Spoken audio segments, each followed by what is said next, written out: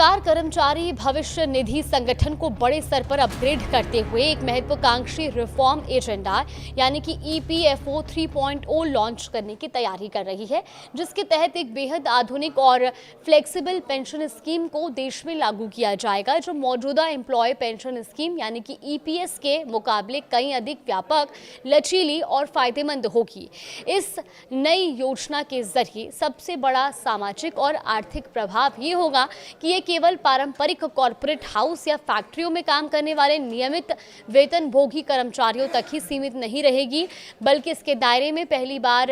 ओला, उबर, जोमैटो और स्विगी जैसी तकनीकी और डिजिटल प्लेटफॉर्म कंपनियों के लिए काम करने वाले लाखों गिग और प्लेटफॉर्म वर्कर्स को भी शामिल किया जाएगा। साथ ही वो उच्च आय वाले कॉरपोरेट कर्मचारी भी इसका पूरा लाभ उठा सकेंगे, जो अपनी अधिक सैलरी के कारण मौजूदा ईपीएस के सख्त नियमों और वैधानिक सीमाओं की वजह से अब तक इस सामाजिक सुरक्षा के दायरे से पूरी तरह बाहर थे। अब इस नई स्कीम की सबसे अनूठी और मुख्य तकनीकी विशेषता इसका टारगेट रिटायरमेंट समय यानी कि टीआरएस रखा गया है। और टीआरएस में ये होता है कि इसके आने के बाद मिलने वाली एक मुश्त राशि का एक निश्चित लक्ष्य निर्धारित करना है, जिसमें हर खाता धारक का एक पूरी तरह से अलग और समर्पित पेंशन अकाउंट होगा और इसमें सदस्यों को ये पूरी आज़ादी मिलेगी कि वो खुद ये तय कर सकें कि वो सेवानिवृत्ति के बाद उन्हें हर महीने कितनी पेंशन राशि की आवश्यकता है। खाता धारक जैसे ही अपना लक्ष्य चुनेंगे, सिस्टम का इनबिल्ट सॉफ्टवेयर अपने आप वित्तीय गणना यानी कि ऑटोमेटिक कैलकुलेशन करके ये स्पष्ट रूप से बता देगा कि उस तय लक्ष्य तक पहुंचने के लिए सदस्य को हर महीने या सालाना आधार पर अपने खाते में कितने पैसे जमा करने होंगे। इस जटिल वित्तीय हिसाब किताब को पारदर्शी और सरल बनाने के लिए खाता धारकों को एक विशेष पर्सनलाइज्ड डिजिटल डैशबोर्ड की सुविधा भी दी जाएगी, जहां वो अपने फंड का रियल टाइम स्टेटस, अब तक जमा की गई कुल पूंजी और अपने रिटायरमेंट के निर्धारित लक्ष्य की दूरी को बिना किसी व्यवहारिक भटकाव के आसानी से देख सकेंगे और अपनी बदलती पारिवारिक और आर्थिक जरूरतों के अनुसार इस लक्ष्य को जीवन में कभी भी संशोधित या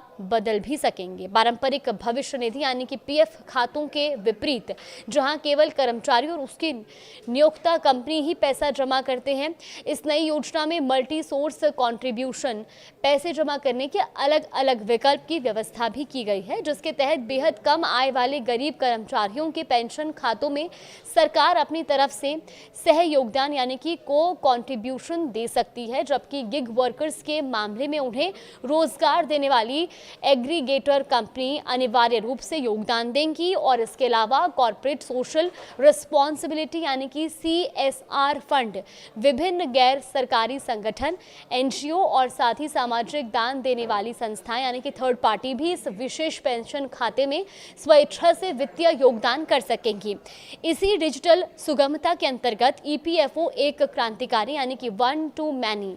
सिस्टम लाने जा रहा है, जिसका सीधा मतलब ये है कि देश के प्रत्येक नागरिक को एक ही यूनिवर्सल अकाउंट नंबर यानी कि यूएएन से कई अलग अलग कंपनियां या विभिन्न डिजिटल प्लेटफॉर्म्स को एक साथ लिंक किया जा सकेगा, जो विशेष रूप से उन गिग वर्कर्स के लिए एक बहुत बड़ा वरदान साबित होगी जो अपनी आजीविका के लिए एक ही समय में कई अलग अलग प्लेटफॉर्म्स पर स्वतंत्र रूप से काम करते हैं और अब वो अपने विभिन्न नियोक्ताओं से आने वाले पीएफ और पेंशन के पैसे को एक ही खाते में बेहद आसानी से ट्रैक और प्रबंधित भी कर पाएंगे। ये नई पेंशन योजना वर्तमान में चल रही नेशनल पेंशन सिस्टम यानी कि एनपीएस से बहुत अलग और कहीं अधिक स्वतंत्रता देने वाली होगी, क्योंकि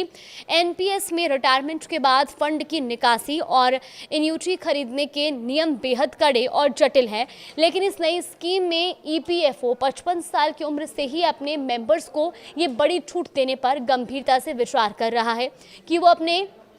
संचित धन का इस्तेमाल अपनी मर्जी से कैसे करना चाहते हैं। यानी 55 साल की उम्र तक ये खाता पूरी तरह से सामान्य पीएफ की तरह काम करेगा, जिसमें चक्रवृद्धि ब्याज के साथ पैसा लगातार बढ़ता रहेगा और उसके बाद सदस्य इसे अपनी इच्छानुसार पेंशन या सिस्टमैटिक विड्रॉल प्लान में आसानी से बदल सकेंगे। ये पूरी योजना पूरी तरह से जोखिम रहित यानी कि रिस्क फ्री होगी, जो बाजार के उतार चढ़ाव से दूर सदस्यों को वास्तविक और सुरक्षित रिटर्न की गारंटी देगी, जहां सेवानिवृत्ति के बाद सदस्य अपनी मासिक पेंशन की राशि खुद चुन सकेंगे और अगर वो सिर्फ जमा पूंजी पर मिलने वाले मासिक या वार्षिक ब्याज को ही पेंशन के तौर पर लेते हैं तो उनका मूलधन यानी कि प्रिंसिपल अमाउंट हमेशा के लिए वैसे का वैसा ही सुरक्षित बचा रहेगा, जिसे वो बाद में निकाल सकते हैं या अपनी अगली पीढ़ी को सौंप सकते हैं। और अगर किसी सदस्य को अधिक मासिक पेंशन की आवश्यकता होगी तो वो अपनी मूल रकम से भी आंशिक निकासी कर सकेंगे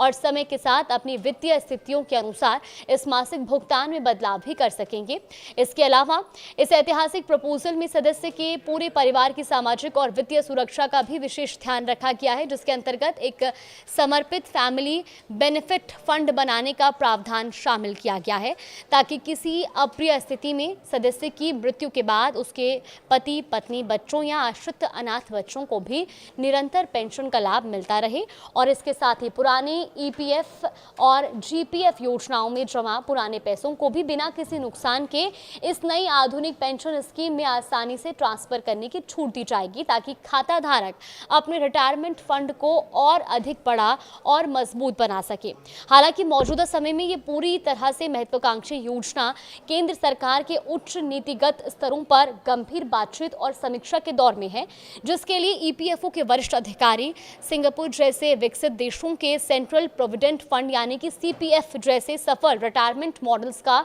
बहुत बारीकी से अध्ययन और विश्लेषण कर रहे हैं, जिसका मुख्य और अंतिम उद्देश्य देश में कोड ऑन सोशल सिक्योरिटी यानी कि सामाजिक सुरक्षा संहिता को जमीनी स्तर पर प्रभावी ढंग से लागू करना है ताकि भारत के इतिहास में पहली बार असंगठित क्षेत्र के गिग और प्लेटफॉर्म वर्कर्स को एक मजबूत और कानूनी सामाजिक सुरक्षा कवच प्रदान किया जा सके। हालांकि सरकार द्वारा अभी तक आधिकारिक तौर पर यह पूरी तरह से तय और घोषित नहीं किया गया कि इस विशाल योजना को जमीनी स्तर पर कौन सी विशिष्ट सरकारी या नोडल एजेंसी लागू करेगी और इसकी राष्ट्रव्यापी शुरुआत किस निश्चित तारीख से की जाएगी। फिलहाल इस पूरी खबर को लेकर आपका क्या मानना है, हमें कमेंट बॉक्स में अपनी राय जरूर दें।